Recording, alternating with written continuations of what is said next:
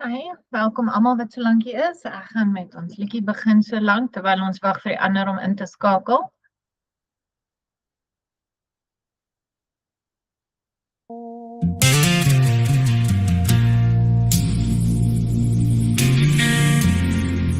You wake before the morning light, running through another day, chasing shadows, chasing time, while heaven feels so far away. The noise of life grows loud and strong, it fills the empty space. But in the silence of your heart, a voice still calls your name. Through every hour, through every year, my voice has called your name. But you were lost within the world and would not hear my call again. Father called, but you did not answer. I knocked, but you did not hear.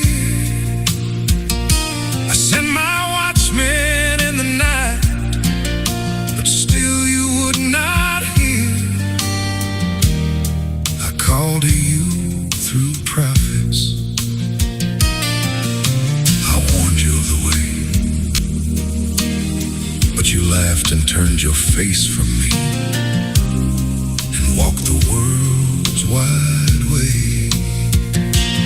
Father called, but you did not answer. While mercy filled the air,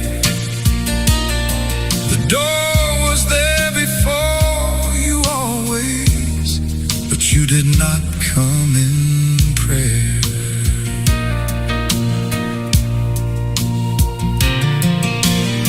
I gave the breath within your lungs, the sun that warms your face, the ground beneath your wandering feet, and mercy every day.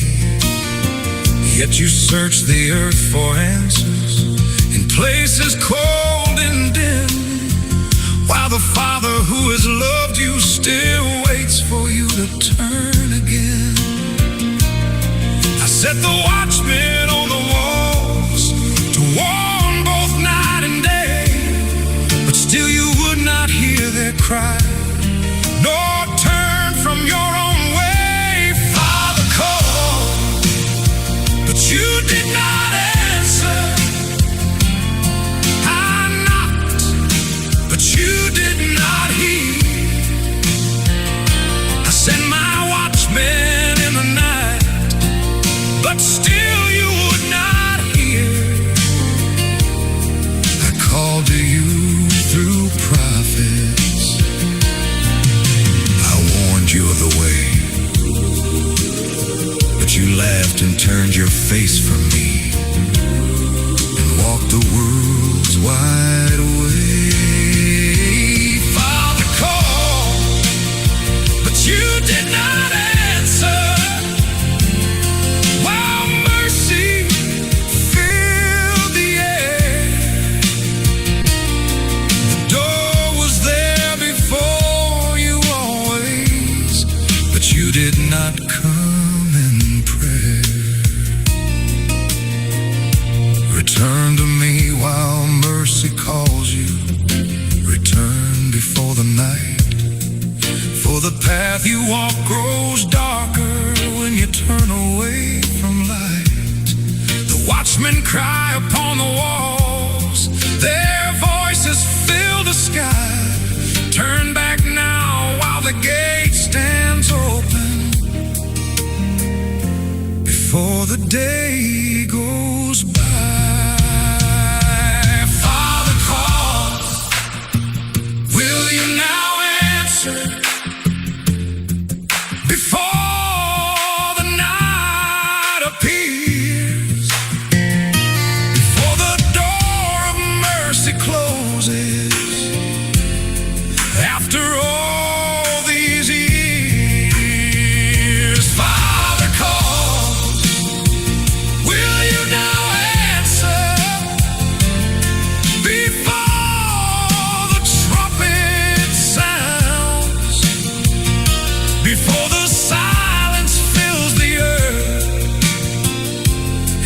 judgment shakes the ground. When the world has left you empty, when its promises are through, the time to turn is fading fast. The call is still for you. Do not wait until the silence, when the door will close for good. Come back now while mercy calls you, before you're lost for good. Come back, before you're lost for good. Nee, en dis wat necessities. Julle het 'n rustige aangaan. Ek weet nou hierdie ding is. Okay. In elk geval, welkom aan almal. Angie, is jy al hier so? Ja, ek sien so. Okay. Dis hy. So vandag se onderwerp is, ek sien nie. Miskien lyk of jy fuzzy. Vandag se onderwerp is Sarah en Hagar. Dit is die begin van ons series waar ons die vrouens van die Bybel wil bespreek en net 'n bietjie dieper ingaan op almal en hulle beter probeer verstaan. Partykeer wanneer iemand evil lyk, is hulle nie. Partykeer wanneer hulle iets goeds doen, maak dit nie hulle noodwendig 'n goeie mens nie. Maar ons sal dit maar so met skrif vergelyk en en dit verder bespreek. Angie gaan Sarah doen vir ons en ek gaan Hagar doen. So Angie, ek gedink is beter as jy begin met Sarah. Is jy reg met dit? Ja, wel. Dis reg, ek sal begin met Sarah. Ek gaan ook maar net my kamera afsit, het ons agtergekom partykeer raak hy bietjie vas as ons die kamera en die mikrofoon aan het, okay. Right, so ek weet nie van julle nie, maar ek het altyd 'n bietjie van 'n ja, jy hoor die storie, ons almal ken die storie van haar. Maar ons het almal die storie gehoor, die meeste van ons onthou wat gebeur het. Maar ek wil nou graag beter verstaan hoekom sy in sekere maniere opgetree het en hoe sy gegroei het. In die volgende skrifte sien ons die geval tussen Hagar en Sarah. So dit is in Genesis 16 vers 1 tot en met 6. Maar Sarai, die vrou van Abraham, het vir hom geen kinders gebaar. En sy het 'n Egiptiese slavin gehad met die naam van Hagar. En Sarai het vir Abraham gesê, jy weet, Jahwe het my nie toegelaat om moeder te word. Gaan tog in by my slavin, miskien sal ek uit haar gebou word. En Abraham het na Sarai geluister. Toe neem Sarai, die vrou van Abraham, Hagar, die Egiptiese, haar slavin. Nadat Abraham 10 jaar in die land van Kanaan gewoon het, en gee haar aan haar man, Abraham, om sy vrou te wees. En hy het by Hagar ingegaan, en sy het swanger geword. Maar toe sy sien dat sy swanger was, het haar meesteres veragtelik in haar oë geword. En Sarai sê vir Abraham, die onreg my aangedoen is op jou. Ek self het my slavin in jou skoot gegee. En nou dat sy sien sy is swanger, het ek veragtelik in haar oë geword. Laat Jahwe oordeel tussen my en jou. En Abraham antwoord Sarai, daar is jou slavin in jou hand. Doen met haar soos dit goed is in jou oë. Toe het Sarai haar sleg behandel en sy het van haar af weggevlug. In die boek van die Opregte, hoofstuk 16, vanaf vers 29 tot 33. Toe Hagar sien dat sy swanger is, was sy, al wat ek hier wil doen is ek wil vir julle die verskillende skrifte wys, vir dieselfde geval, en hoe dit 'n bietjie anders is in elke skrif. Toe Hagar sien dat sy swanger is, was sy baie bly, en haar meesteres het veragtelik geword in haar oë. Sy het vir haarself gesê, dit kan net beteken dat ek beter is in die oë van Elohim as Sarai, my meesteres. Want al die dae wat my meesteres by my meester was, het sy nie swanger geword. Maar my meester het veroorsaak dat ek in so 'n kort tydjie swanger geword het. Toe Sarai sien dat Hagar swanger geword het deur Abraham, het sy jaloers geword op haar diensmeisie. En Sarai het vir haarself gesê, dit beteken sekerlik niks anders as dat sy beter is as ek nie. En sy het aan Abraham gesê, die onreg my aangedoen is op u, Want op die tydstip, toe u tot Jahwe gebid het vir kinders, waarom het u nie my onthawe, vir my onthawe gebid, dat Jahwe my 'n nageslag van u sou gee nie? Ek gaan kom met die vrienden, so ek al op die iPad. Alright. Wanneer ek met Hagar in u teenwoordigheid praat, verag sy my woorde, omdat sy swanger geword het, en die sê niks aan haar. Mag Jahwe tussen my en u oordeel, vir wat u aan my gedoen het. Abraham het aan Sarai gesê, kyk, jou dienares is in jou hand. Doen met haar soos dit goed is in jou oor. Toe het Sarai haar sleg behandel, en sy het van haar af weggevlug in die wildernis in. In die skrifte hierso sien ons dat dit Sarai se idee was om Abraham vir Hagar te neem en as vrou en haar swanger maak. En toe dit gebeur was sy jaloers. Maar is dit ook moontlik dat ons nie die hele storie gehoor het nie? Want volgens die Writings of Abraham is die storie 'n bietjie anders. Ek gaan vir julle net 'n stukkie ook lees uit The Writings of Abraham. Dis in Engels. Uit hoofstuk 106, vers 2 tot 4. And when Hagar saw that she had conceived, she rejoiced greatly, and began to be lifted up in pride and to despise Sarah. And she taunted Sarah, saying, surely I am better than thee, for in all the years thy master hath lain with thee, thou hast not conceived. But lo, in this short time I have conceived from the seed of my master. Sarah was grieved in her heart, and she said unto me, surely Hagar hath wronged me, and thou also hast contributed to her wrong. For she hath spoken despitefully to me in thy presence, yet thou hast done nothing to correct her. But I replied to Sarah, surely Hagar is thy child, for thou hast instructed her from her youth. Dan in the Writings of Abram, hoofstuk 107, vers 1 en 4. However, when Sarah attempted to correct Hagar, Hagar grew angry and determined to return unto her father's people, wherefore she departed into the wilderness. The messenger of Yahweh said to her, return unto Sarah and be subject unto her, for she is given to thee to be a mother unto thee, and this seed is hers as well as yours. So hier sien ons dat Sarai hartseer was, wat verstaan kan word, maar ook dat sy nie sommer net jaloers geword het vir geen rede nie. Hagar het haar uitgetaard. En toe het dinge daarna 'n bietjie geeskaleer. Maar ek voel dit is belangrik om onsself in Sarah se skoene te sit en te verstaan en erken dat ons heel moontlik dieselfde sal opgetree. Wat ek wel opgetel het, is dat sy na haar man toe gegaan het en die probleem na hom toe gevat het. En toe hy haar raad gee, het sy dit gevolg. Baie keer wil ons by ons mans kla en verwag dat hulle net moet luister, maar ons mans is anders aan mekaar gesit. Hulle wil dinge uitsorteer en dink baie keer logies oor dinge. Waar ons as vrouens meer emosioneel is en geneig is om daar volgens op te tree. Nou gaan ons aan na Vader se belofte aan Abraham en Sarah. Genesis 17 vers 15. Verder het Jahwe aan Abraham gesê, Sarai, jou vrou, moet jy nie Sarai noem nie, maar haar naam sal Sarah wees. En ek sal haar seën, en jou het haar ook 'n seun gee. Ja, ek sal haar seën sodat sy tot nasies sal word. Konings en volke sal uit haar voortkom. Toe val Abraham op sy gesig, en hy lag en sê in sy hart, kan haar vir een wat 100 jaar oud is 'n kind gebore word? Of kan Sarah, wat 90 jaar oud is, baar? Jou antwoord Jahwe, voorwaar. Jou vrou Sarah sal vir jou 'n seun baar, en jy moet hom Isak noem, en ek sal my verbond met hom oprig, as 'n ewige verbond vir sy nageslag na. Toe sê hulle vir hom, waar is Sarah u vrou? En hy antwoord, daar in die tent. Dis nou die engele, wat met Abraham wil praat. En hy sê, ek sal oor 'n jaar sekerlik weer na jou terug kom.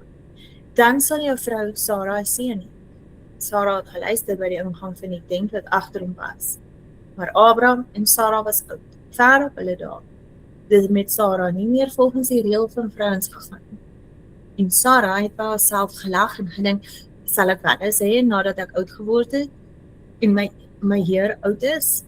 Toe sê die engel vir Abraham, waarom het Sarah daar gelag en gedink, sou ek ook werklik baar nadat ek oud geword het? So iets vir Jahwe wonderbaar wees, te wonderbaar wees. Hierdie tyd, oor 'n jaar, sal ek na jou terugkom, en Sarah sal sê. Maar Sarah het dit ontken, en gesê ek het nie gelag nie, en sy was bang. Maar hy sê nee, maar jy het gelag. Hierdie is die storie wat ons almal van kleins af geleer het, en dit maak Sarah nie baie goed lyk nie. En dis nie oor die storie verkeerd is nie, sy het wel gelag, volgens al die gevalle wat ek al gelees het oor die storie, maar het sy gelag oor sy nie geglo het nie. Maar volgens die volgende skrif was dit nie die geval nie. Want in Hebreërs 11, vers 11 sê dit, deur die geloof het Sarah self ook krag ontvang om bevrug te word.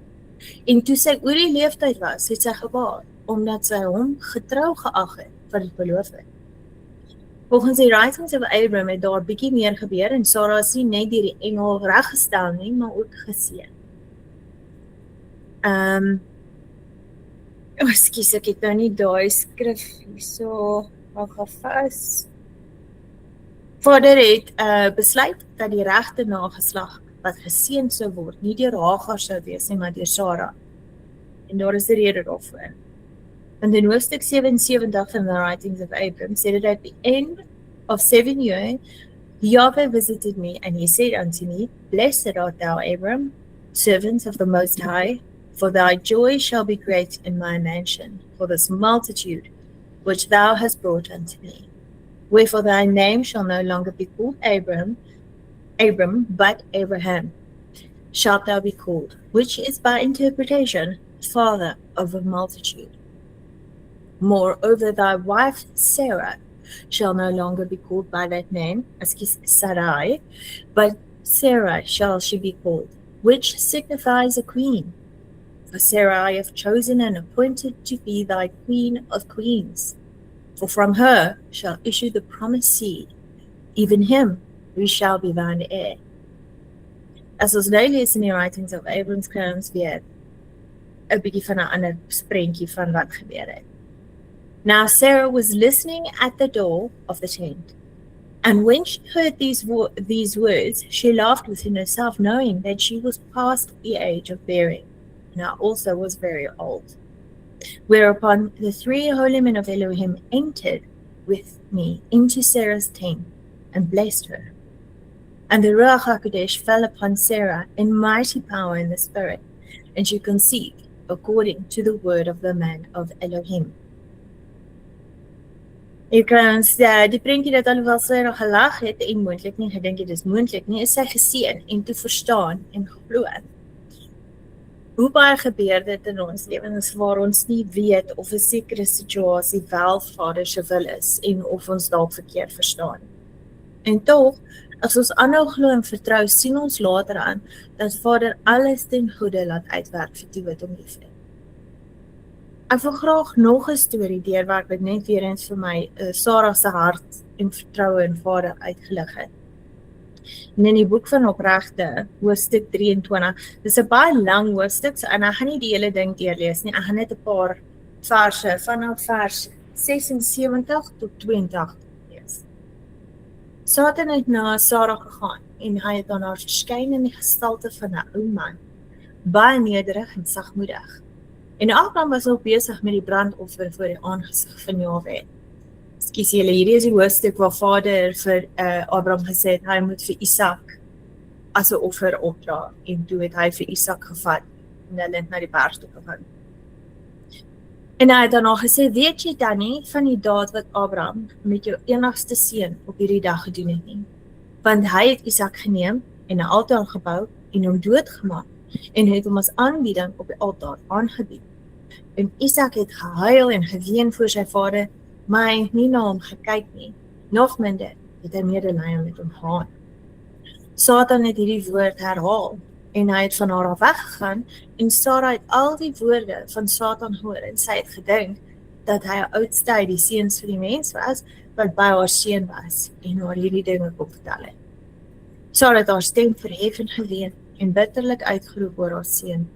En sy het haar op die aarde neergegooi en sy het stof op haar hoof gegooi en sy het gesê, o my seun, Isak my seun, o as ek maar hierdie dag gesterf het in jou plek.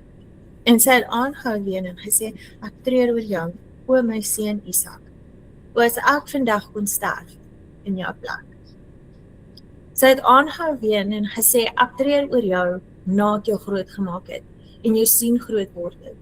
Nou het my vreugde verander in smart vir jou. Ek wat so verlange na jou gehad het, en geween en gebid het, totdat ek jou 90 jaar oud gebaar het. En nou het jy op hierdie dag gedien vir die mes en die vuur, om 'n aanbieding van gemaak te word. Maar ek vertroos myself in jou, my seun, omdat dit die woord van Jahwe was, want jy het die bevel van jou Elohim uitgevoer. Want wie kan die woord van ons Elohim oortree, en wie se hande die siel van elke lewende wese is? U is regverdig, o Jahwe, ons Elohim, want al die werke is suiwer en regverdig, want ook ek is verbly deur die woord, wat u beveel het, en terwyl my oë bitterlik weel, is my hart verbly. Ja, ek kan nie indink wat sy hartseer sy moes gevoel het nie, en ten spyte daarvan, sy nog steeds Vader geloof en geprys, en was sy dankbaar vir Vader se werke. Want sy het geweet hoe regverdig ons Vader is. Alhoewel dit 'n leuen was, wat van Satan dat Isak dood is, sy dit nie op daai stadium geweet nie.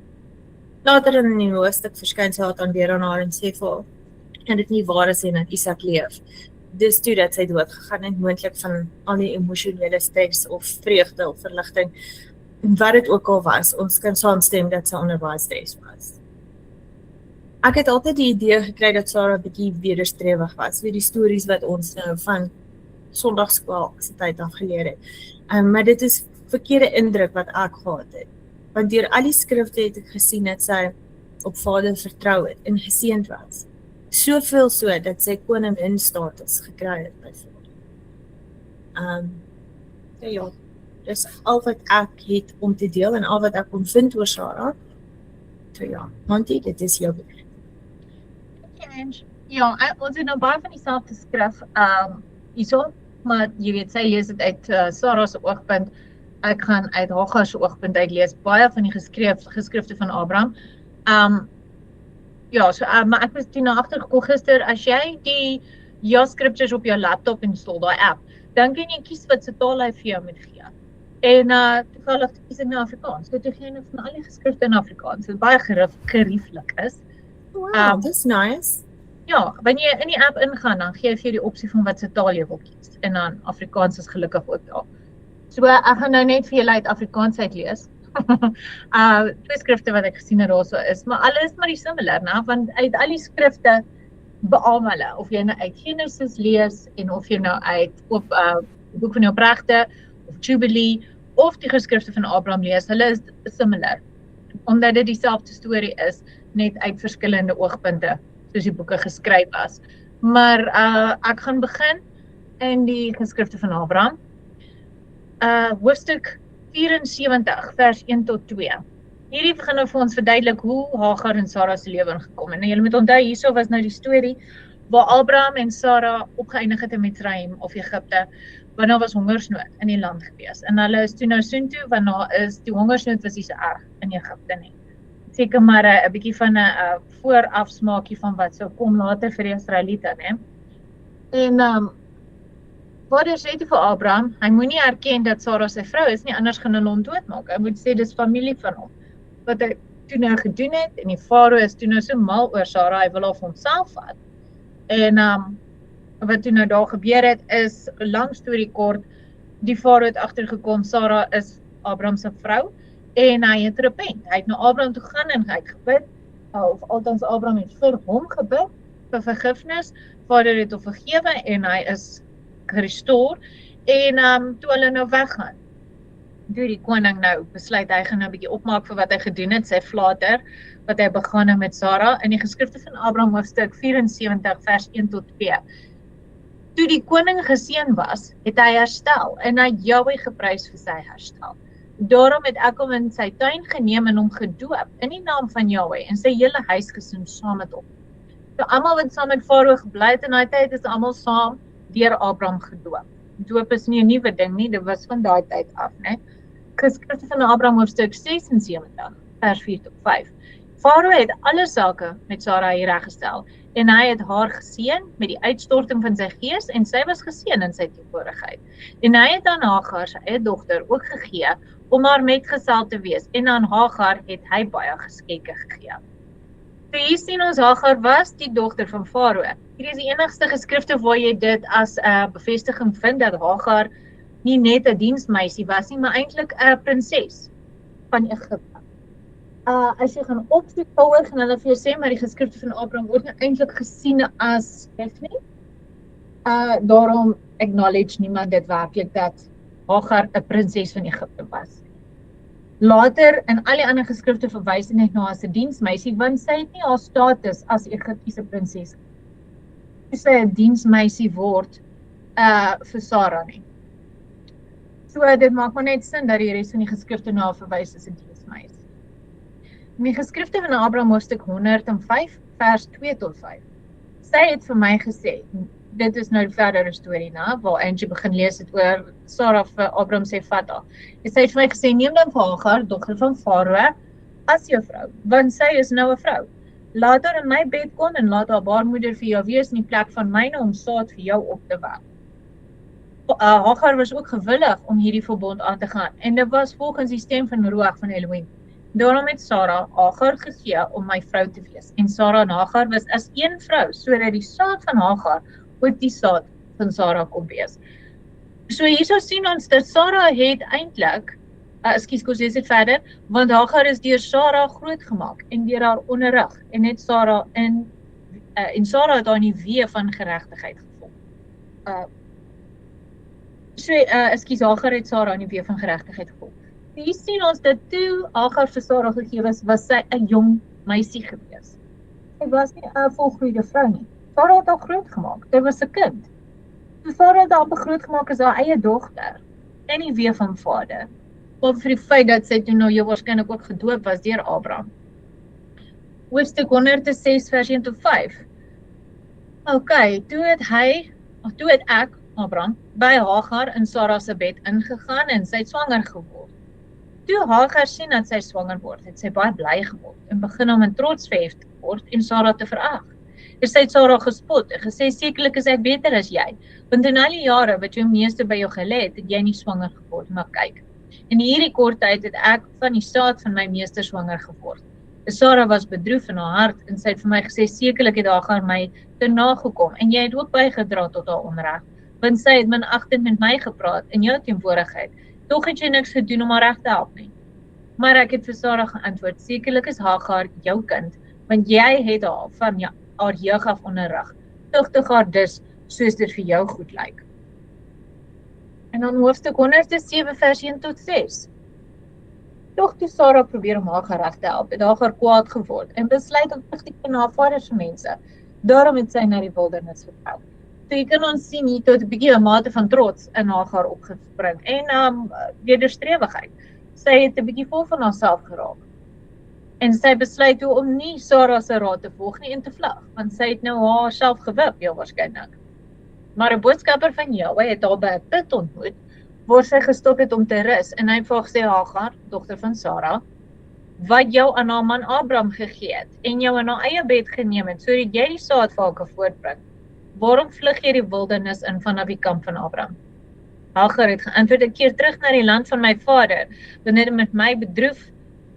het my bedroef om aan Sara gebind te wees. En die boodskapper van jou het aan haar gesê, keer terug na Sara en wees aan haar onderdadig, want sy is aan jou gegee om 'n moeder vir jou te wees. En hierdie saad is hare, sowel as joune.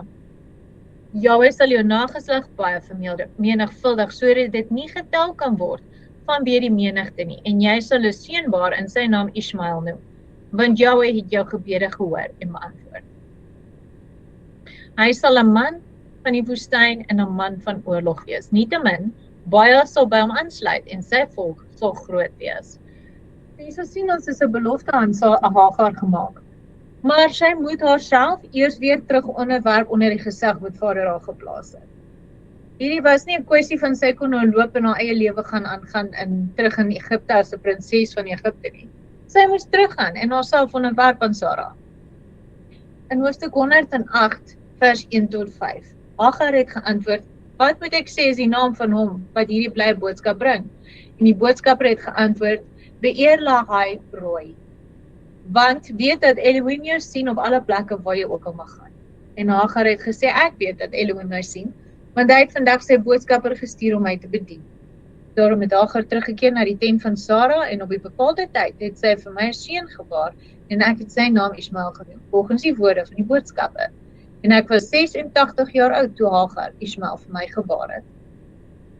En nou gaan ons hierdie storie vergelyk in die boek van Jubilee 14, vers 22 tot 24.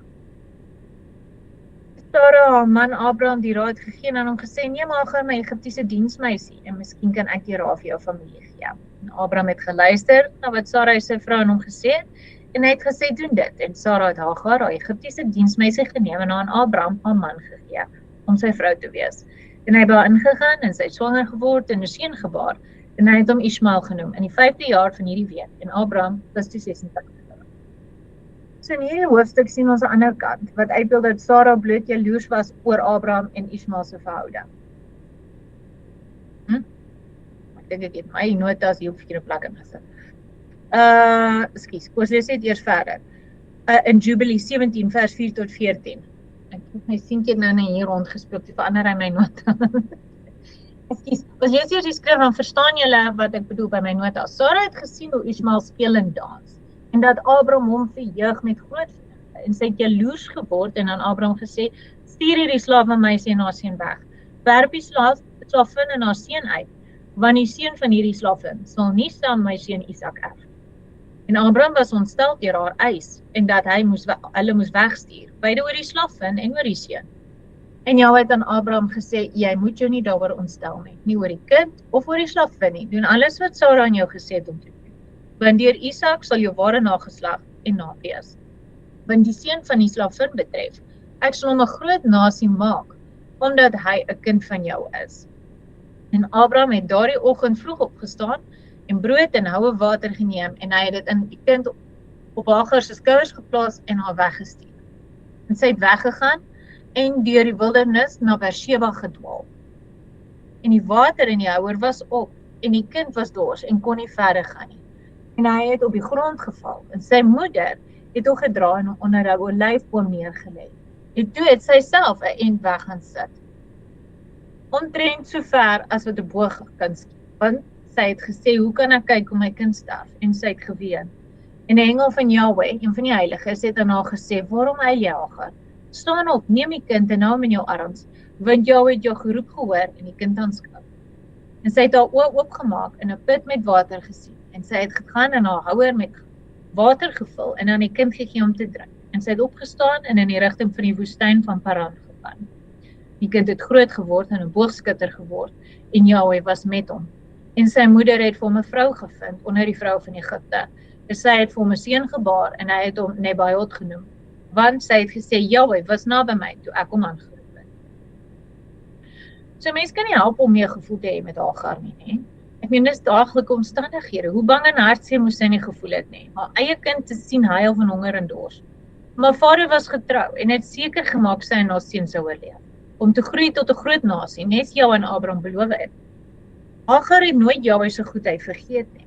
En ons gaan nou na die boek van die opregte hier kry, ons dieselfde storie met klein variasies in, maar dit bevestig die belangrike dele, dat Hagar nie meer as 'n prinses gesien was, na sy en Sarah se diens opgeneem was nie, maar dat Sarah haar groot gemaak het in Jahwe se weë en dat sy gehoorsaam was in daardie opsig. So ons sien ook hierso dat Sarah was in 'n mate jaloers oor Abraham en Ismael se verhouding.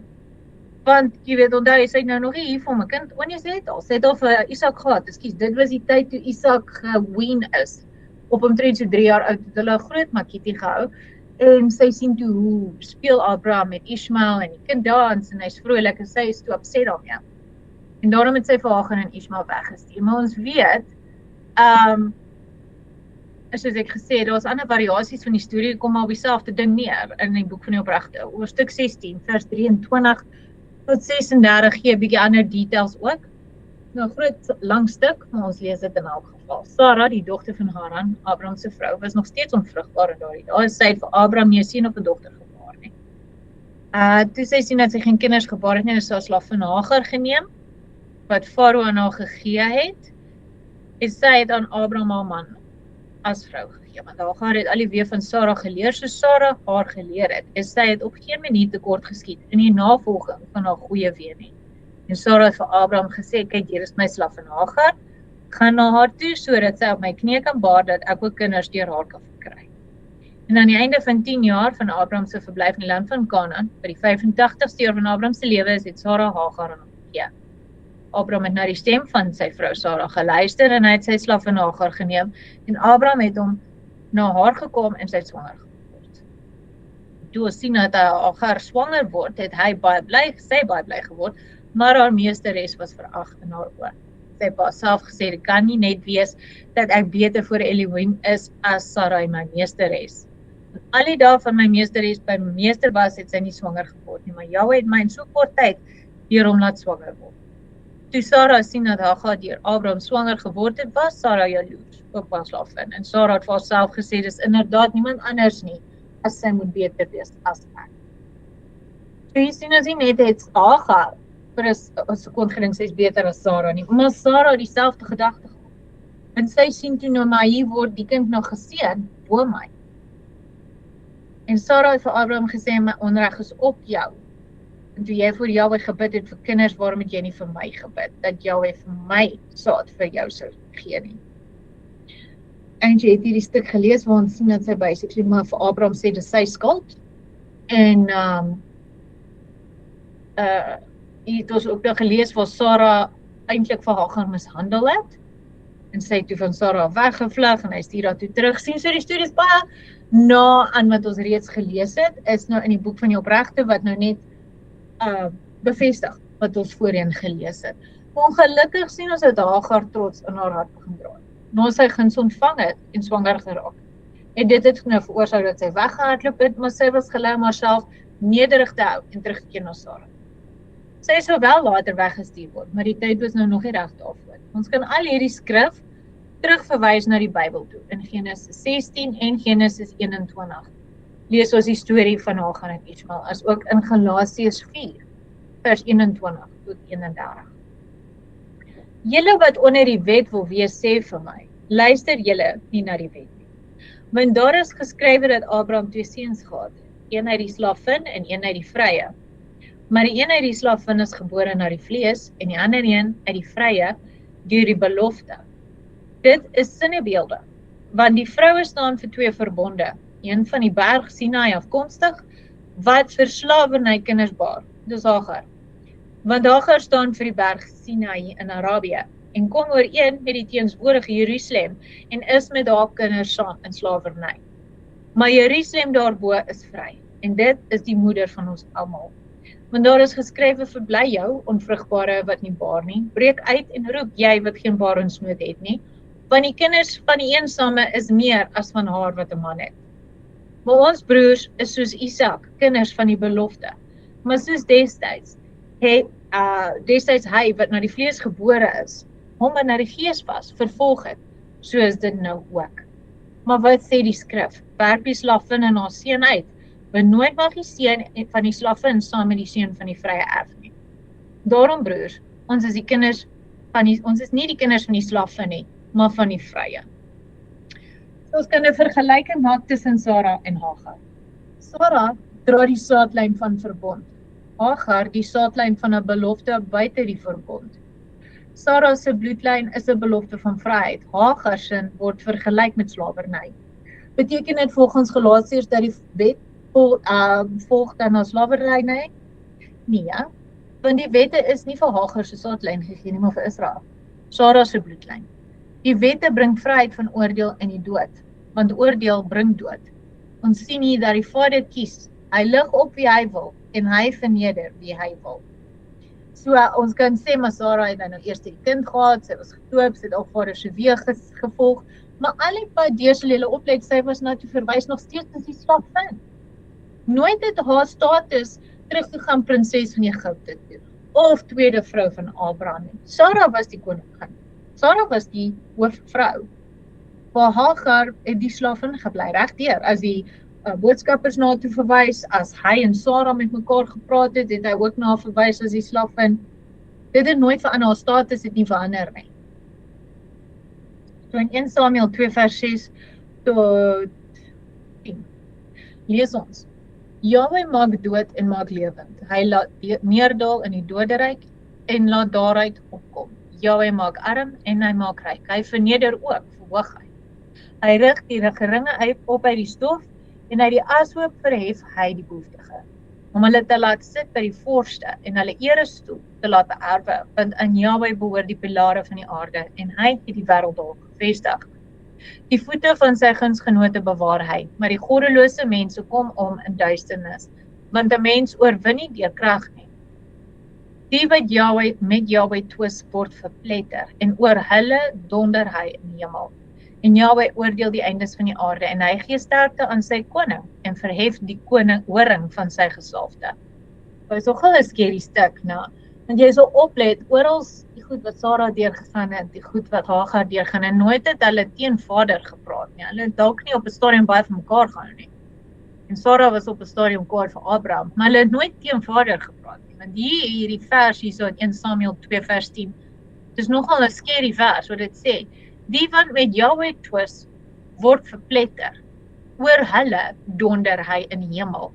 Jahwe oordeel die eindes van die aarde en hy gee sterkte aan sy konings en verhef die horing van sy gesalfde.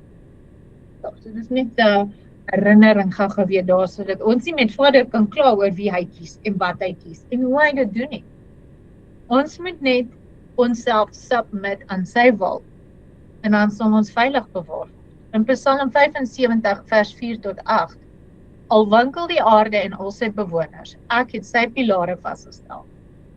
Ek sê tot die onsinniges, wees nie onsinnig nie, en tot die goddelose, verhef die horing nie. Verhef julle horing nie daarbo, en spreek nie met trots uitgerekte nek nie. Want, wat nie van die opgang af tot die ondergang, ook nie van die woestyn, van die berghoogtes nie, maar Jahwe is regter. Hy verneder die een en verhef die ander. En Jakobus 4 vers 5 tot 7 ten slotte. Of meen julle dat die skrif te vergeef sê, met jaloersheid begeer die gees wat in ons woon.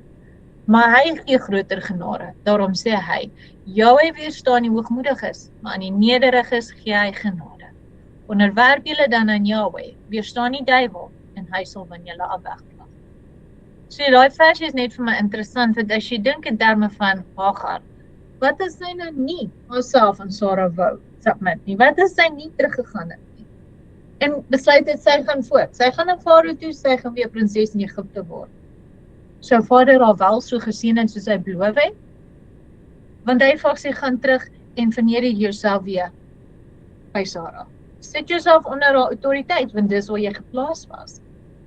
As sy haarself verhef het en geweier het om haarself te submit, sou sy moontlik nooit daai blessings gekry het van Jahwe af nie. So ons moet maar net, dis 'n belangrike les vir ons om te leer, dat wanneer Vader jou baie keer seën, is ons geneig om onsself te verhef oor ander. Wanneer ons eintlik niks het om onsself oor te roem nie. Vader is die een wat verhef en hy is die een wat neergooi. Hy is die een wat seën en hy is die een wat straf. Ons het niks om op te roem nie. Ons het absoluut niks om op trots te wees nie. Dit is net ons genade en gehoorsaamheid aan hom wat ons veilig en geseënd hou. So dit is my boodskapie. Ek hoop my en Angie se boodskapie het saam mooi deurgekom vir julle, sodat julle kon sien wat ons eintlik hier probeer regkry. Is daar enige vrae of bydrae van julle kant af?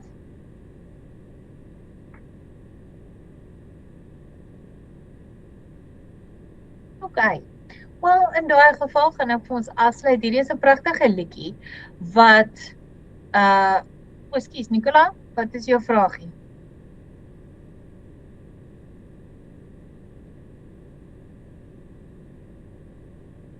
Jy kan maar jouself unmute en dan vra jy, so Abraham het Hagar as vrou gevat. Ja, hy het. Hy het die akte of hy het die hele akt deurgegaan.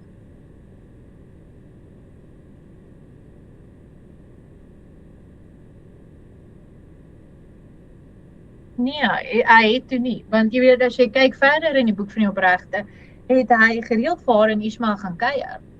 Hy het al verskil is, hy mag nie van sy, wat is daai ding met al die hobbels, wat noem hulle daai goed, Angie? Kameel. Kameelperd. Hy mag nooit van sy kameel afgeklim het nie, maar hy baie vir hulle gaan kuier.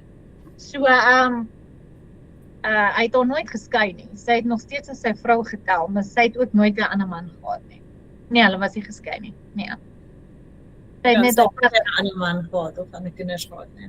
Nee, sy het nie. Ja, nee, hy het hom nooit geskei nie. Sarah het net nooit toegelaat dat hy ooit weer by haar ingaan nie, want sy het gesien het no good comes of it. En Abraham was sy vrou se gewense respekteer. Kanaan. Funny, as jy ook gaan lees in die boek van Jobregte, verduidelik dit vir ons dat die heel eerste farao van Egipte was eintlik 'n afstammeling van Shem gewees. Ja. So nee, sy was nie 'n Kanaaniet gewees nie. Nee, sy was nie. Die farao ook nie. Want kyk, nooit het Abraham gekla oor 'n anderskleurige of 'n ander nasie sy vrou wou vat nie. Die feit was dit was sy vrou en die farao wou afvat, maar dit was nooit onthou Abraham het hom geseën en hom gedoop en sy familie gedoop. So dit was nie van 'n ander nasie af wat nie deel was van die verbond of nie kon deel hê aan die verbond nie. So dit maak tog net sin dat farao soos Abraham was, as jy verstaan wat ek sê. Hy was nie soos ons vandag die Egiptenare ken. Soos hulle lyk vandag, is dit al heel uitgebaster en 'n klomp verskillende nasies is al saamgevoeg daar. So hy was 'n pure bloodline nog gewees, afstammeling van Shem gewees. So nee, sy was nie Kanaan gewees En nie. nou vir hulle sê, waar is die storie van, ek dink sy naam is Rikajon, in die Ja. boek van Jobregte, die storie van hoe farao, ja, okay, so dis in die boek van Jobregte hoofstuk 14, Rikajon word farao, en dan verduidelik dit die hele storie en hoe die naam farao ontstaan het, en hulle die eerste farao gekies het. Dit is baie interessant, so die boek van Jobregte hoofstuk 14, verduidelik vir ons daarso wat daar aangaan. Ja, is baie interessant. Ook as jy die geskrifte van Abraham gaan lees, dan sal jy bietjie meer verstaan dat Shem was eintlik in daai tyd die hoëpriester gewees. Hulle het inteendeel hom Melchisedek genoem. Was hy die Melchisedek? Nee, hy was nie die Melchisedek. Want hy Melchisedek, soos ons hom ken, die ouetjie wat, as jy nou in die laaste deel van Enoch gaan lees, die ouetjie wat opgeneem was en weggebêre was met die vloed, en toe kom hy weer terug later. Sy naam was gegee volgens 'n priesterdom. Die Melchisedekse priesterdom het bestaan voor die actual dude Melchisedek gebore was. So nee, Dis 'n rang gewees. Exactly, dis 'n rangnaam.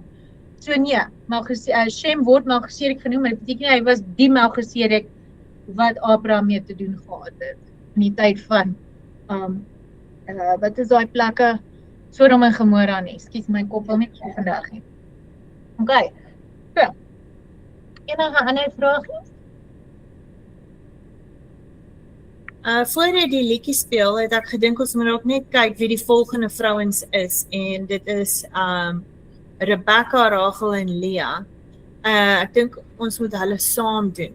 Yes. Weer eens, omdat hulle stories nie so verskriklik in detail is nie. En hulle val eintlik onder dieselfde met Rebecca en dan Rachel en Leah. Hulle noem nie die diensmeisies weer eens nie. Ek bedoel nie in skrif nie, as jy nou gaan kyk wat die kronologiese volgorde van die vrouens van skrif is, word die diensmeisies nie opgebring nie. Want ons kan hulle inbring as jy wil. Ja, want daar is soveel inligting op hulle eintlik beskikbaar nie. Ons kan maar net sê hierdie ene het daai kinders gebaar vir Leah en die ander het hierdie gebaar vir Rachel. Maar daar is nie regtig detail, behalwe vir die een nou wat ongelukkig nou met die storie met Ruben wat daar gebeur het, maar ons kan dit ook seker maar noem. Ja. Ja, okay, so dis volgende week nou 5 vrouens saam. Maar ons moet dit nou maar so doen, want daar's nie veel inligting op die girls in die Bybel regtig beskikbaar nie. Maar ons doen dit so. Sê wie aan? Nie almal van hulle nie. Nee. Okay, so ons sal hulle volgende doen. Okay, goed. 'n plesier, Juanita. Goed, so ek was besig om te sê hierdie liedjie is pragtig. Wynand het hierdie woorde deurgegee vir Lucas toe ons uitgevind het ek is weer swanger. Nee, dit nou in die week het hy dit release, hy wou nie.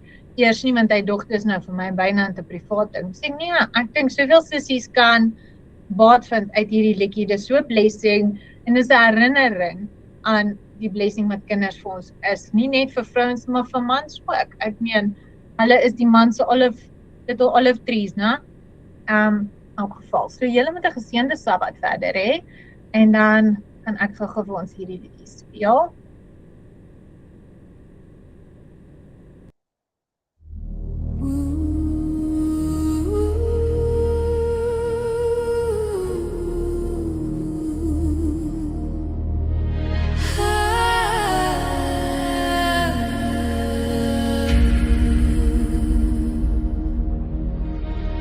Father of mercy, giver of life, you formed me woman, mother, wife.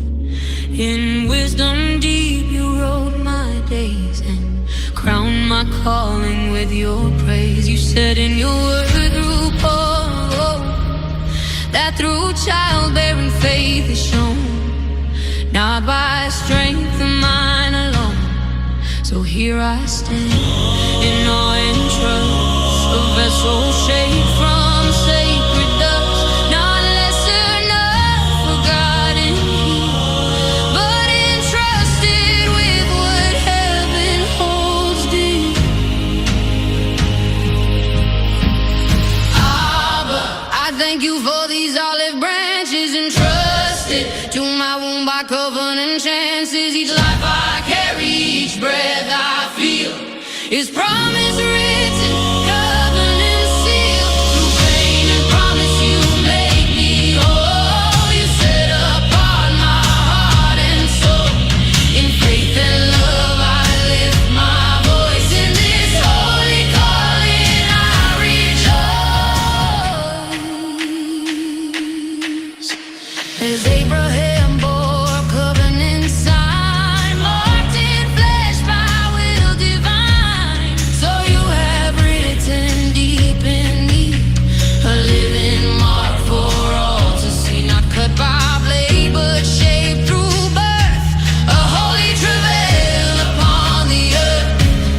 Through travail you refine my heart, set me tender, set apart. In every tear and every cry you draw your mercy ever nigh. Through weakness strength is magnified, through surrender purified. You said I shall be saved through this, if I continue in faithfulness, in love and holiness, self-controlled, more precious far than silver or gold. This is no burden, this is grace, to nurture life, to hold, embrace, to carry sons and daughters bright, arrows formed in heaven's light. Each olive branch around our board is gift and favor from Yahweh, not earned, not claimed by human will, but covenant mercy flowing still. Abba, I thank you for these olive branches. You remembered me in sacred glances. You healed my heart through sacred birth. You planted heaven inside my earth. This is my joy, this is my sign, a living covenant design. I bless you, Father, faithfully, for every child you give through me. Let my sons rise strong and true. Let my daughters reflect you. Let them stand within your gate, fear your name and walk upright. May they flourish like olive trees, rooted deep in ancient peace. And when they gather at our side, my heart will swell with holy pride. Not pride of self, but praise to you for all that only you could do. For every life my arms have known was always yours before my own.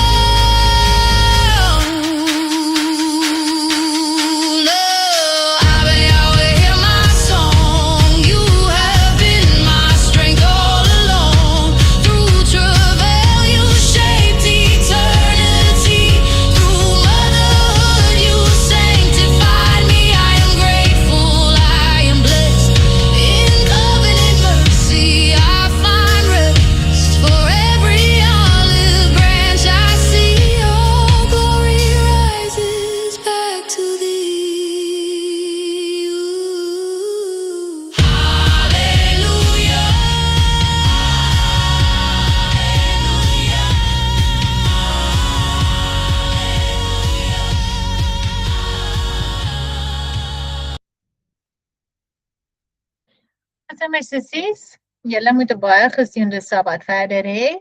En Wynand gaan vanaand weer aan met sy lerings op die Google Meets. So vanaand 7 uur is hy weer terug op sy pos. Julle moet 'n lekker rustige dag verder hê. Ek gaan net gou hierdie recording stop.